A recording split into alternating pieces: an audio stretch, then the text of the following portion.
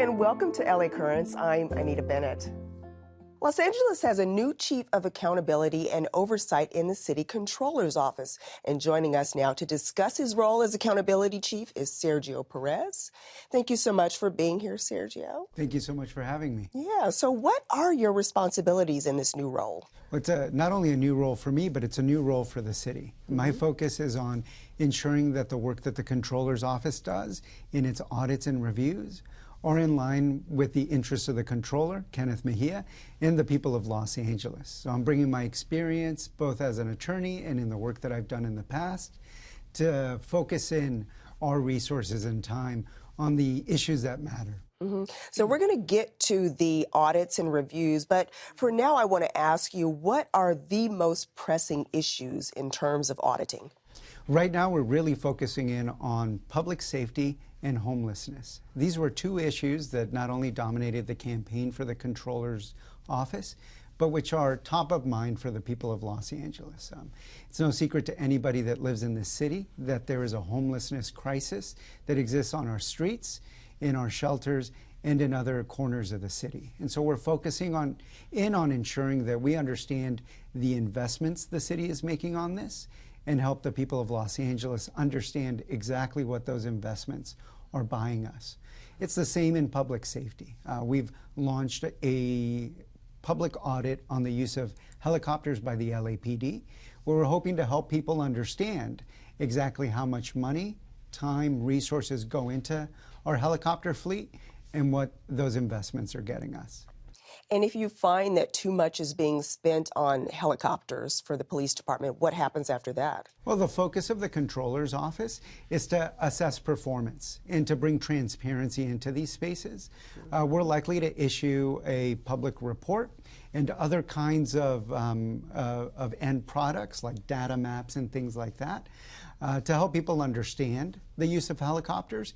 Along with those, we'll issue recommendations in case there are areas for improvement that we identify. And let's shift to the homelessness issue, because everyone I talk to in the city, that is the most pressing issue. When you do the audit, are you going to look at money? You said, the money that's spent, is it money on housing? What is this? What are we talking about? We're looking at taking a look at that issue from every angle. We have publicly announced an audit of the interim housing investments and choices that have been made. Interim housing is traditionally referred to as shelter beds that can provide shelter for individuals that are unhoused. And our goal is to help people understand where that money is going, how much really does exist in the way of interim housing, so that it can help drive decision makers and help the people of Los Angeles make choices on their own. But we're not going to stop there. We're also going to take a look at the whole ecosystem. And so we are working on understanding permanent housing because that is the ultimate end goal for folks who are unhoused, giving them the kind of supportive housing that they need to live full and safe lives. What's your ultimate goal while you're in this position, like long-term and short-term? Our ultimate goal as a team, and this is something that Controller Mejia emphasizes every day, is on improving the lives of Los Angeles residents. And that does mean bringing more transparency and boosting more accountability. It also means just helping decision makers understand the issues so that their decisions, whether they're legislative or otherwise, are predicated on facts, not assumptions. What we've learned is that there's a lot missing in the terms of data, whether it's homelessness or public safety.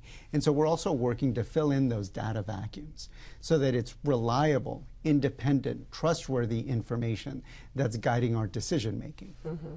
What are some of the other areas that you'll be conducting reviews on? We have a live review of the Los Angeles Animal Services Agency, because that is also an issue that Controller Mejia ran on and that folks are very interested in. We are assessing that agency from top to bottom, not only taking a look at the treatment of animals within the care of the Los Angeles Animal Services Agency, but also taking a look at the way that its human resources are being managed from volunteers and civil servants on up. And when you say that, you're going to look at the money that's spent on the animals. Could there be perhaps a recommendation that this department needs more funding?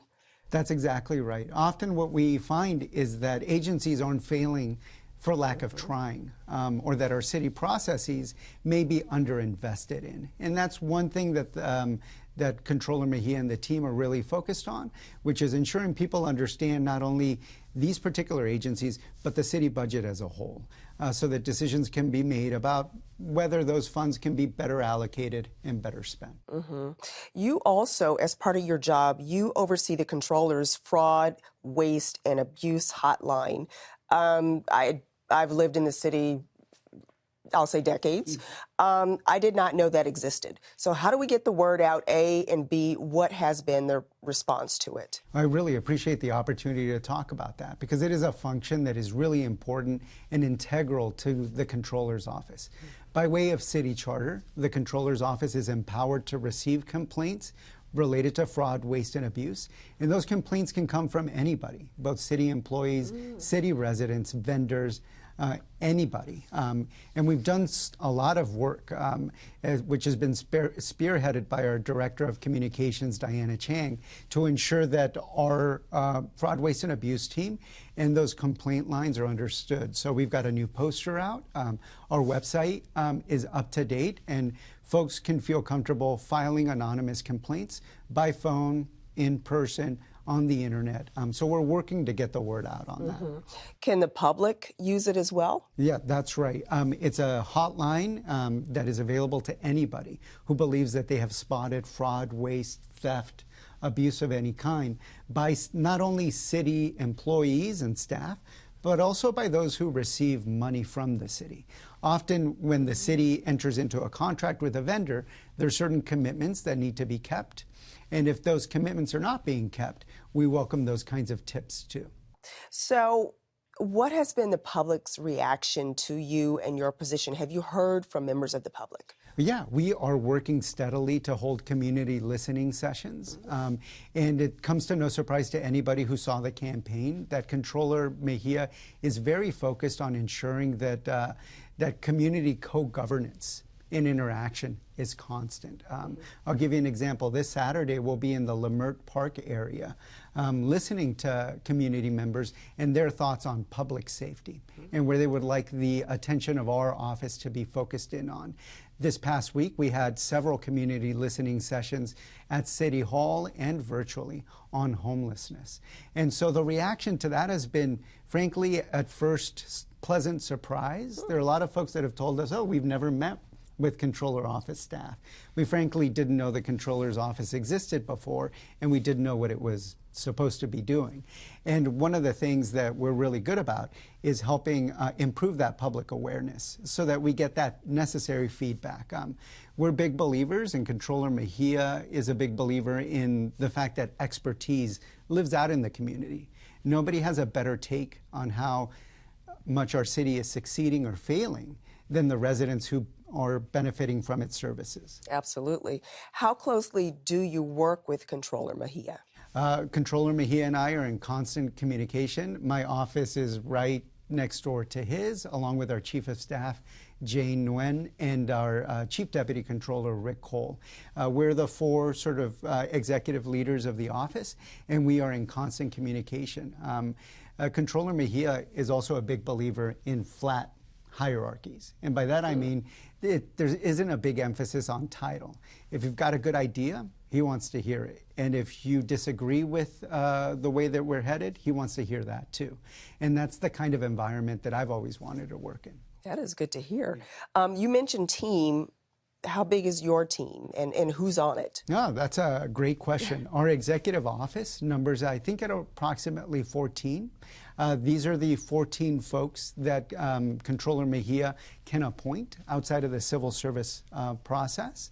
The rest of the Controller's office, which is approximately 140 to 150, includes civil service accountants, investigators, administrative support staff. Each person carries out such an important role. Within the executive office staff, I've mentioned our three other executive leaders, our Director of Communications, Diana Chang. We have a Director of research and government affairs, Mike Shear. We have a director of technology and innovation, Kyler Chin, and we have two directors, a director of public safety, Dinah Manning, and a director of homelessness, Ashley Bennett. These are the folks who help me directly on our team every single day deal with those two very important issues. We have two executive aides, Jackie Rodarte and Vincent De Vera. And we have a deputy controller of finance, Maria Rosas. So it's a deep, deep team, and apologies if I forgot anybody. Oh, yeah, don't leave anyone out. I know you haven't been in the office a long time, but from what you've heard, do departments ever come to the controller's office and say, hey, audit us, or is that unheard of? No, there are, I think, the executive leaders of the city who understand that audit isn't a dirty word, and that it's very, very helpful to have a resource like the controller's office in-house who can come in, provide an independent assessment, and provide best practices-based advice and recommendations. They see the value in that. That hasn't happened in the work that I do over the last 3 months, but I know that it has happened in the past. In the past, okay. You came to this position from the DWP. Can you tell us about that and why you left the DWP? I was the Department of Water and Power's first ever Inspector General. The position was created after a federal investigation led to the arrest and trial of its former general manager for the attempted fraud and theft of approximately $35 million. And so I came to the agency after a crisis of confidence that raised questions about just how effectively the agency on a day-to-day basis was working to understand attempts at fraud. The DWP is the largest municipal utility in the country, and I think approximately $8 billion flow through it every single day. If you're a resident of Los Angeles like I am, you have to pay this agency for your water and your electricity. Wait, how much did you say flows through it? About $8 billion a year. Oh, a year, $8 billion a year. Okay. $8 billion a year. And so when I arrived there last year, it was my charge to build up a fraud, waste, and abuse unit within the department and to create a team that could also take a look at the systemic issues that might have contributed to the attempted fraud that I described earlier. It was a heck of a job, and it was one that I loved and that I feel like I did a lot of important work in. But when Controller Mejia made me the offer to join his office, because of what I'd seen on the campaign trail and because of the promise that exists within the Controller's office, it was just too good to pass up. Are some of the skills you utilized at the DWP, LADWP, are you able to transfer them to this new position? I definitely am. As you mentioned, I work with the Controller's office's established fraud, waste, and abuse team. And the work that I did at the DWP also helped me realize that some of the issues and missteps that we see come out of city agencies, they are born out of years-long issues. And there aren't any silver bullets or easy explanations, right? And so it's given me, I think, a nuanced look at understanding why our agencies are failing when they're failing and how we can go about isolating the causes and treating them directly. The controller's job can be very difficult. In times of financial crisis or whatever. Are you prepared for that?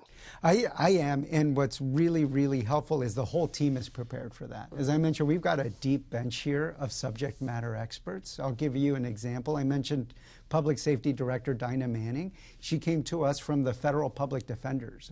So she's got such a keen understanding of our public safety ecosystem. Ashley Bennett, our Director of Homelessness, she used to work for LAWSA, which is this massive multi-jurisdictional agency that's focused on homelessness. And as a child and youth, she herself was unhoused and housing insecure.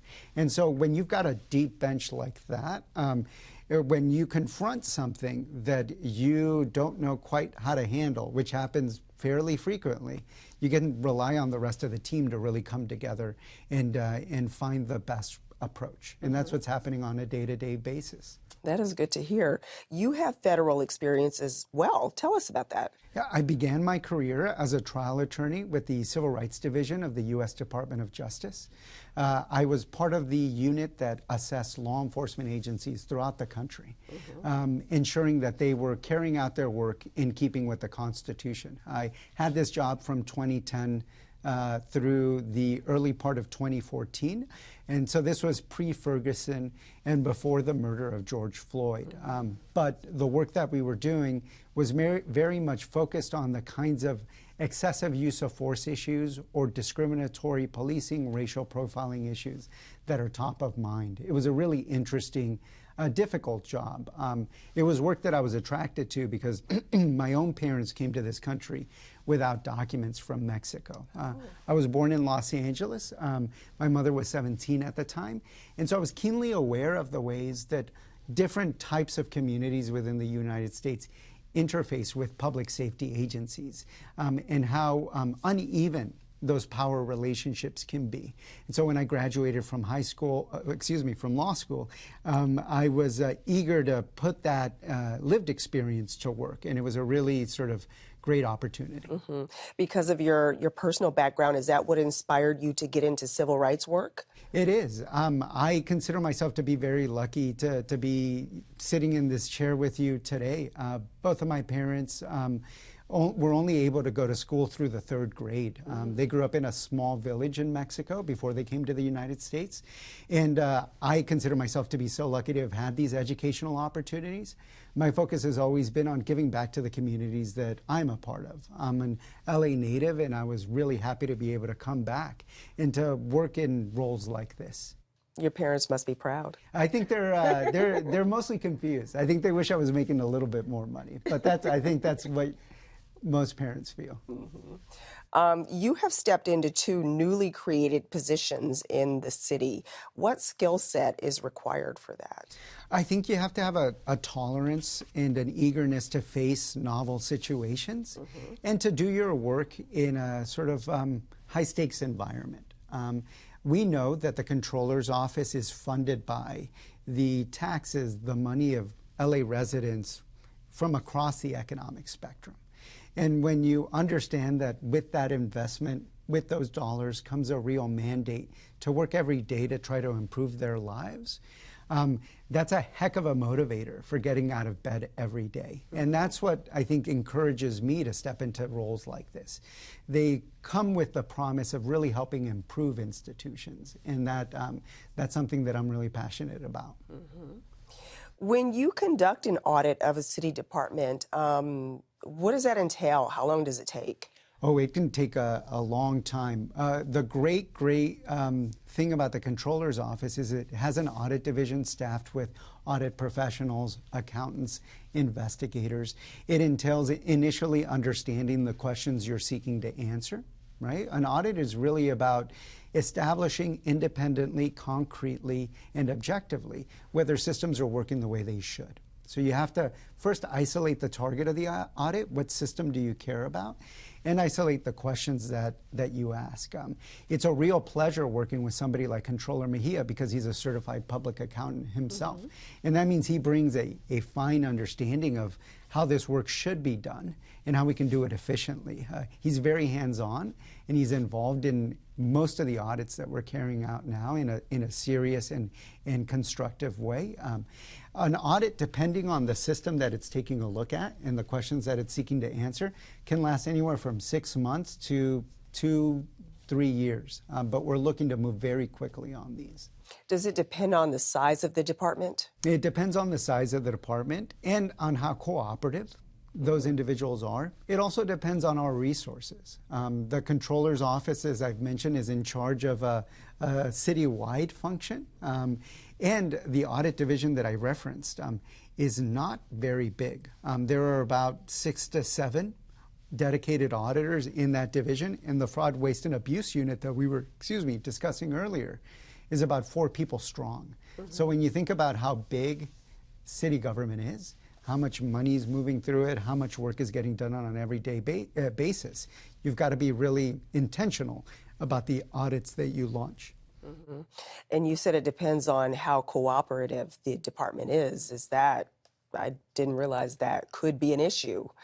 Yeah, unfortunately, as I mentioned before, some people treat audit as a dirty word. It isn't. It should be something that people welcome. And sometimes when you launch an audit, an agency or certain individuals might seize up a little bit. So instead of setting meetings in a timely fashion, responding to information requests in a timely fashion, things can drag out a little bit. But we are about constructive collaboration, and so we're doing as much as we can to reassure folks that we aren't here to criticize for criticism's sake. We're here to be collaborative and to help improve things.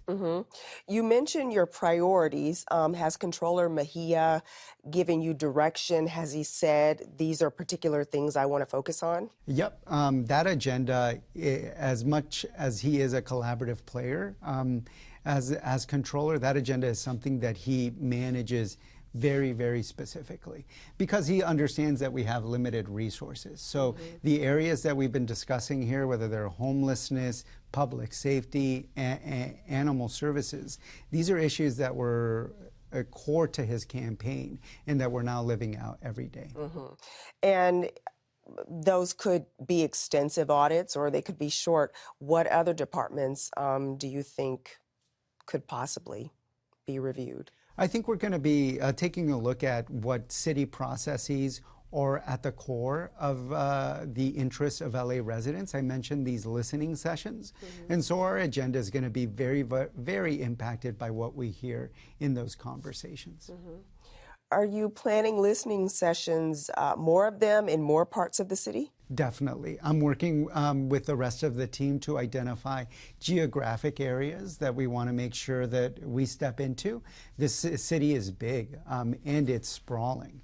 And City Hall cannot be easy to get to, especially during business hours for folks who have difficult jobs on traditional work hours. So we're stepping out there on the weekends, on evenings to make sure that people can access these conversations as easily as possible. What have you noticed about the homelessness crisis right off the bat? What I've noticed is that folks who have been living with this crisis, whether they're unhoused community members themselves or government officials who are trying to make the situation better, everybody wants to see an improvement. And there is a frustration that lives there because of the not only the lack of progress, but over the years, right? I'm not saying anything that that anybody doesn't understand. Over the years, the crisis has been getting worse.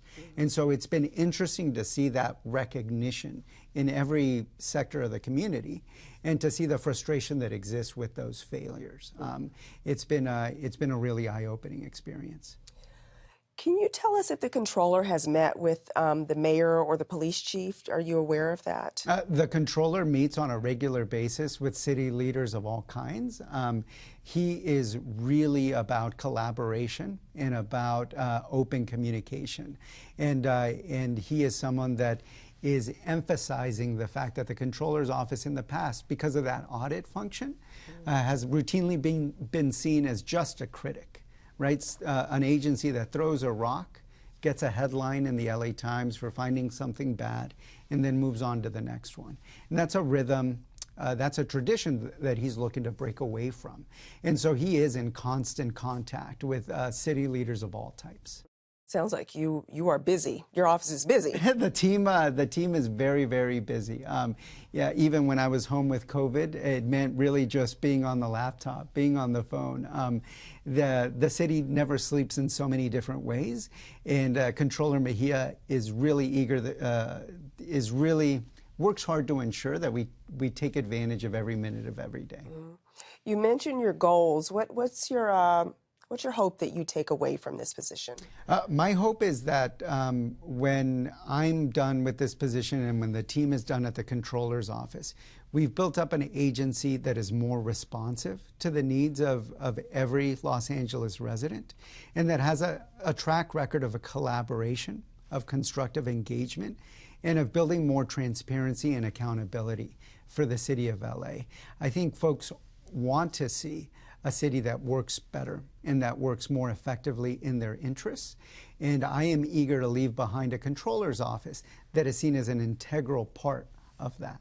What is the best way to reach the controller's office? The best way to reach our office is through our website. And are you also on social media? Yes, we are on Instagram, Facebook, TikTok, Twitter. Wow. And so we are very live on social media. TikTok, are you guys posting every day? I've only been allowed to dance twice. And after that second time, I was banned. So, but the rest of the team is very active on it. It's good to know. Well, this has certainly been a fascinating conversation. I learned a lot. Thank you so much. Yeah, Sergio Perez, you are in the Controller's Office. You are the Chief of Accountability and Oversight. That is going to do it for this edition of LA Currents. I'm Anita Bennett. Thank you so much for watching, and have a great day.